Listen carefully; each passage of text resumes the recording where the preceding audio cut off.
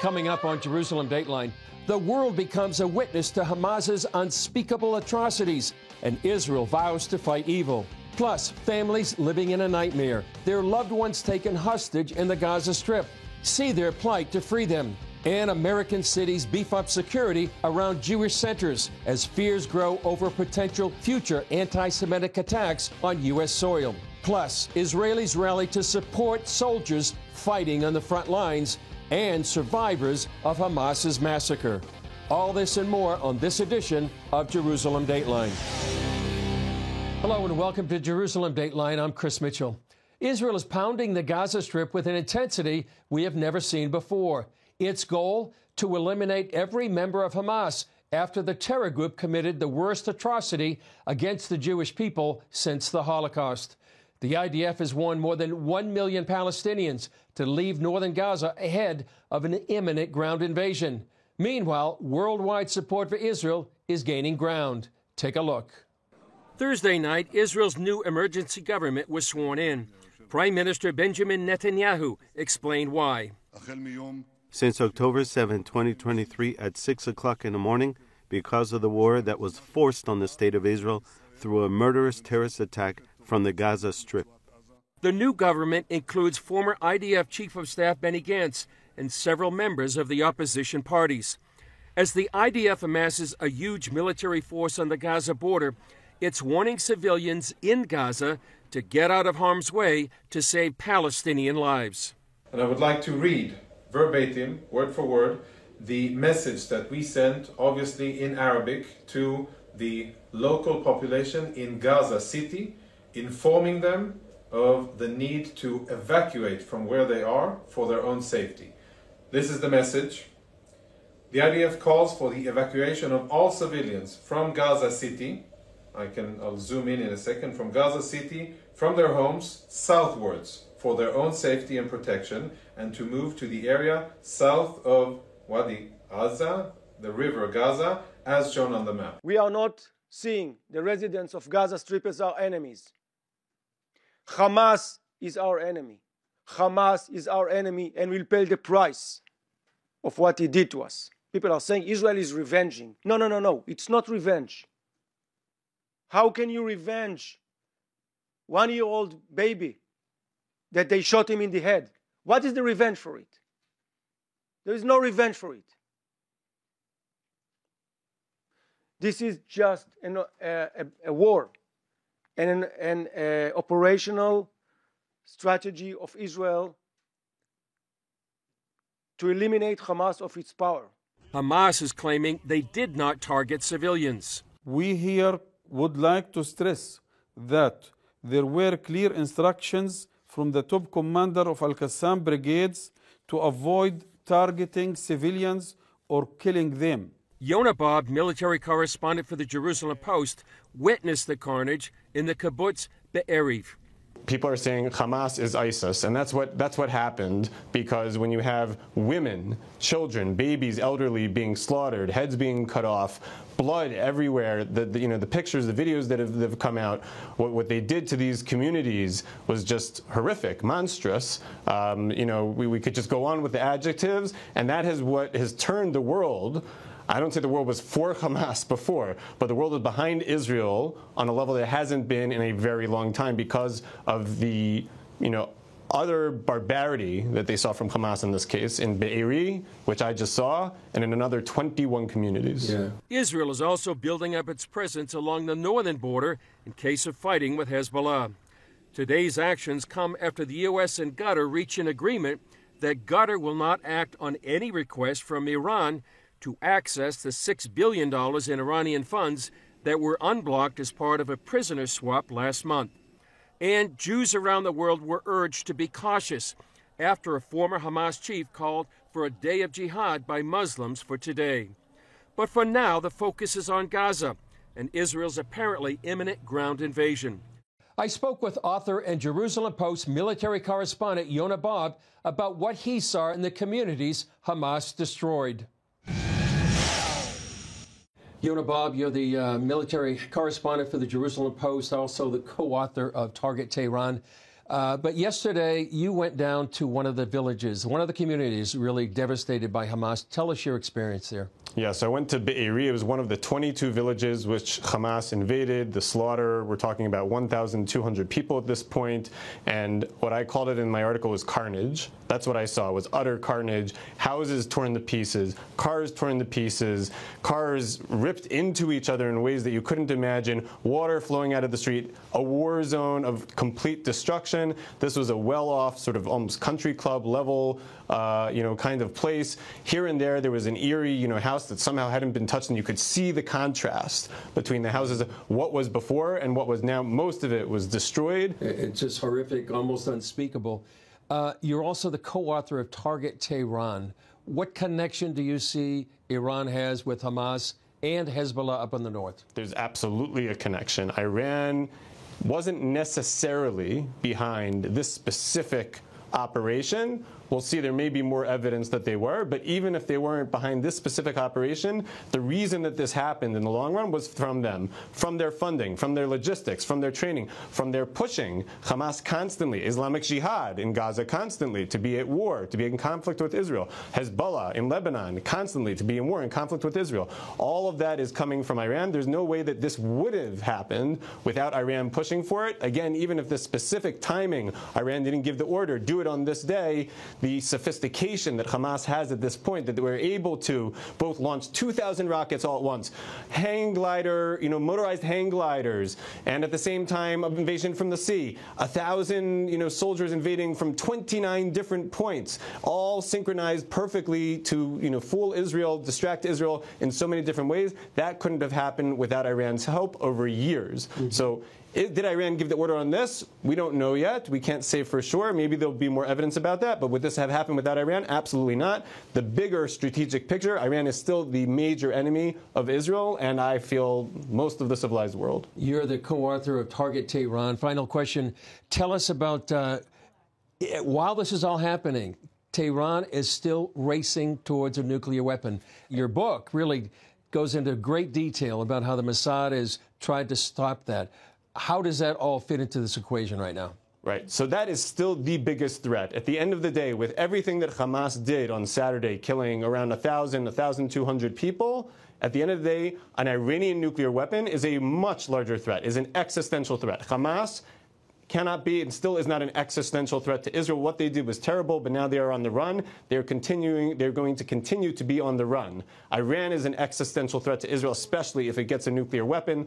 The only reason, yes, sanctions, diplomacy have helped, but the main reason that they haven't got a nuclear weapon for 30 years is because the Mossad, over and over again, I have to say according to the censor, according to foreign sources, has exploded a Natanz nuclear facility in July 2020, another Natanz nuclear facility in April 2021, another facility at Karaz in June 2021. And I could go on, and we go on in the book, the assassination of Mohsen Fakhrizadeh, the chief nuclear scientist, the father, the Oppenheimer for Iran, of the bomb in that country. I could go on, we do in the book. Again, I have to say, the Mossad, is their job over? Have they permanently stopped Iran from getting a nuclear weapon? No. But they've kept them away for 30 years. And to the extent that I have confidence that Iran will not get to a nuclear weapon, one of the major reasons is, even today, if Iran is plotting to do it, the Mossad is watching. Yeah. Yonah Bob, thanks for your expertise. Great book. Highly recommend Target Tehran. And, I'm sure we'll be in touch. This is going to be a long campaign, it seems. Coming up, hostages taken to Gaza, their fate still unknown. Meet the desperate families working night and day to rescue their loved ones.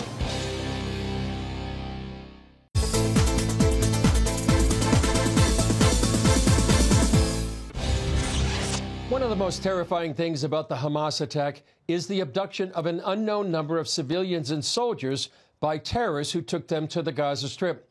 Some are American citizens, and their family members are calling on the U.S. to help find them. CBN Middle East correspondent Julie Stahl brings us more. Secretary of State Antony Blinken met with American citizens in Tel Aviv whose family members are missing. It sounded like the Secretary of State was really exploring all different options. I think it's obvious that this is going to be a very complicated situation. There's no official count of how many Hamas is holding hostage. Many of them are citizens of other countries. Earlier this week, families with American citizenship told their stories to journalists. I normally don't use my phone on the Jewish Sabbath, but it was an emergency and I needed to know where my son was. So I turned my phone on, I believe at 8:23 in the morning. And when I turned it on, there were 2 texts in a row from Hirsch at 8:11. The first one said, "I love you." And immediately at 8:11 also it said, "I'm sorry." Hirsch Goldberg Pauline was at a rave party when Hamas terrorists infiltrated and rockets started flying into Israel. So I knew immediately, wherever he was, it was a terrible situation. I took it to mean, I love you and I'm sorry, because whatever is going to happen is going to cause you tremendous pain and worry. Adrienne Netta, a 66-year-old retired nurse, was on the phone with her children for an hour before terrorists broke into her home. We kept hearing the shooting. And we talked about going next year to Paris. And she said she loves us. And we told her it's not the time to say it. And then, all of a sudden,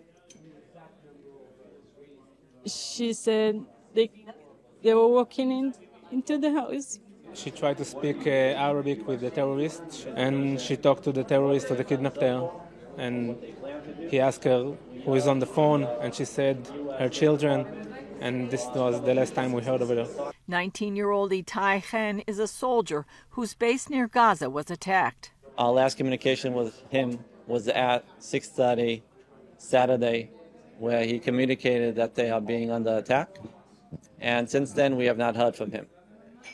We got a indication from the official of the IDF that our son is defined as missing in action. Sagi Dekelchen, a father of 2, went out with others to defend his village, kibbutz near Oz, when it came under attack. 6:30 in the morning, a large number of Hamas terrorists invaded our kibbutz and began rampaging through all of the homes and all of the buildings throughout the kibbutz. Nothing remains of our small community. Many of the younger men and some of the older men organized to defend their families and their homes. Almost all of them are missing. They have a message for the world. Everyone should know that what happened is unusual. It's barbarian. And there is a good side and bad side now. And if you have to choose now, you know what to choose. And the world should stand up and set the line, said this is not acceptable in any terms. We cannot have terrorists breaking into the rooms of families, children, and taking them. By allowing this type of aggression to happen in our region, that would just give more organizations like the Hamas, which is not a state nation, to act in similar ways. So if the international community allows this to happen here, it'll be in your backyard pretty soon as well. Julie Stahl, CBN News, Tel Aviv and Jerusalem. We're all trying to wrap our heads around the atrocities of last weekend on the Gaza border. Another threat looms on Israel's northern border, the Iranian-backed Hezbollah. Recently, we had the unique opportunity to speak with a former member of Hezbollah in our studio. What is the mindset of these Hezbollah fighters? And as they anticipate a war with Israel, or as they say, the Zionist entity, and how can we pray? I gotta tell you what I felt when I was part of Hezbollah, when I volunteered to work on landmines. 2 elements. It was the element of me believing in Islam. But the hurt that I had, the desperation, I lived in Abadan. We lost our home within half an hour in the bombs, the first city that got attacked. all of that loss helped create an atmosphere in my heart and mind for the mullahs, for the imams, to fill it with anger, hatred, and lies. So when people go to war with Israel, there is all of their pain of having lost cousins, having had nothing to live for, the normal things you hope for your children. Most of these people don't have that, don't enjoy university for their children and all these things. So that is part of the problem. But that is used by the mullahs, by the imams, to turn that into a hatred against the Jews and say, America is at fault, then Israel is at fault, this is at fault, that's, and then gets them all riled up. Allah wants you to do this. And I want to challenge the body of believers to have a heart for all these people and pray peace and revelation. But also, if I can take this, if there is any Muslim seeing this right now, I want to challenge them. And I want to say, how come all these mullahs who believe so much in the will of Allah and who believe in heaven and being a martyr, how come they are not on the front line? How come their sons and daughters and their grandchildren are not on the front line? And I want to challenge every Muslim to not be deceived by the lies of these bunch of liars that are in only for money. And they know that my life is online because I'm calling them out. But I'm speaking the truth, and they know it, the Muslims know it, and they should give up on their lies. They should sit down and ask God, the God of heaven, the God of Abraham, the God that sent so many prophets to them like Moses. Ask him, what is your will? Reveal to us your will. If Muslims are hearing, if the Christian body is there, we should pray that they would ask this question and their eyes would be open to the lies of the governing body that is just self-centered because their own things. They're layering their pockets with millions. They're not in for the Muslim people. And that they know is true because I was one of them that lived under that. So we can pray for revelation and for the blindness to go away. Up next, growing alarms in the U.S. over potential anti-Semitic attacks against Jewish communities. How state and local governments are responding.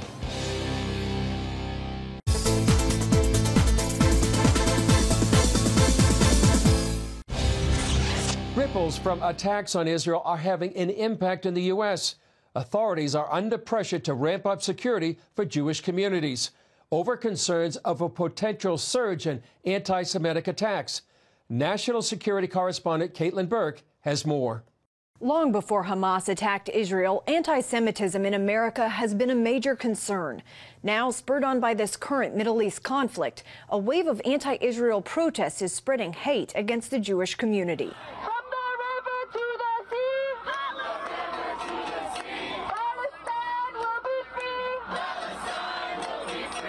This type of rhetoric can lead to violence. And sadly, Devorah Halberstam, an activist against anti-Semitism, knows that all too well.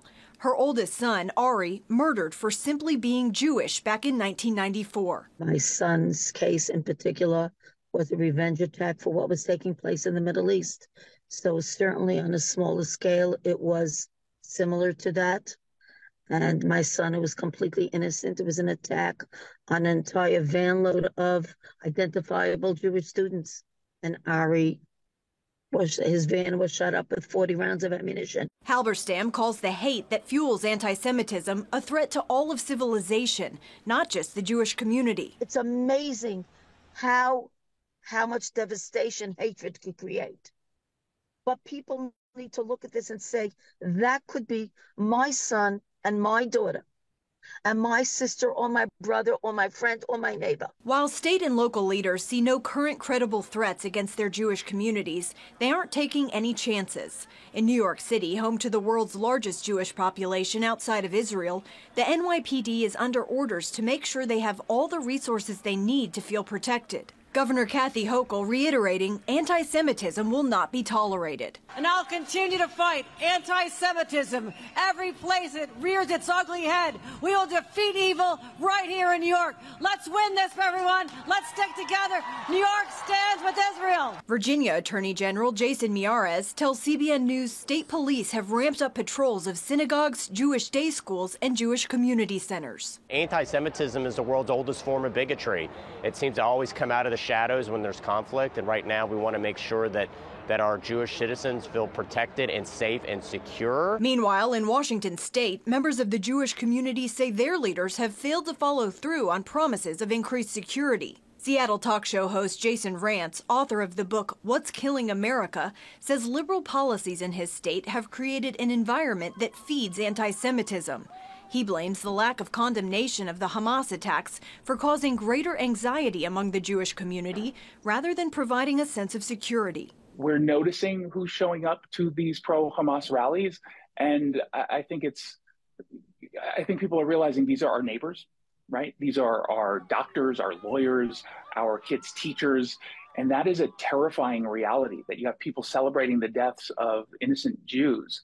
And they seem to feel like it's okay to hold that position. According to the Anti-Defamation League, a rise in anti-Semitic activity usually follows periods of increased hostilities between Israel and terrorist groups.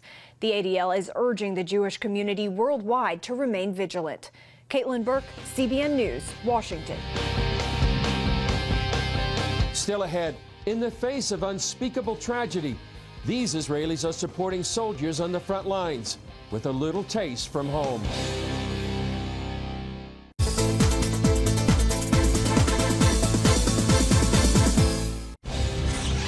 As developments in the Israel-Hamas war dominate the headlines, there are positive events going on behind the scenes.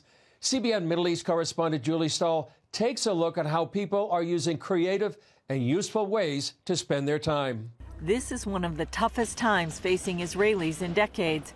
Still, they have a knack for pulling together during a crisis. This is the Satya restaurant in Jerusalem.